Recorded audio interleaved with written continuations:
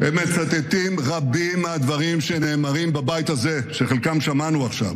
אתם אומרים שזו הייתה מלחמה פוליטית, שאני לא רציתי להחזיר את החטופים, רציתי לראות אותם מתים, שחיילי צה"ל רוצחים תינוקות כתחביב.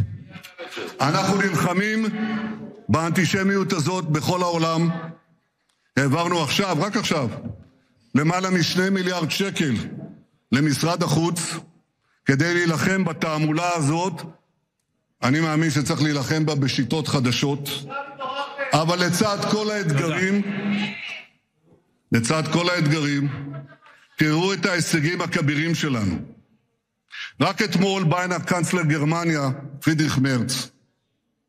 הוא בא הנה, הוא ביקש לבוא הנה כדי להעמיק את הקשרים הביטחוניים. תודה. חברי הכנסת, תודה. מירב כהן, תודה. מירב בן ארי, תודה.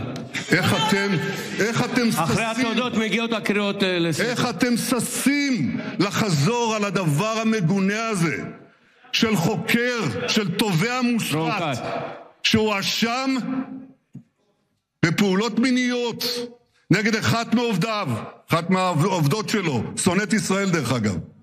האשימה אותו בסקשואל הרסמנט, וכדי לברוח מזה הוא מאשים אותי, שר הביטחון לשעבר, ובקרוב גם את חיילי צה"ל בפשעי מלחמה, ואת זה אתם אומרים, וואו, אתה לא יכול לנסוע למדינות שונות. זה עליכם, זה על כל אחד מאיתנו, ובזה אתם מתגאים.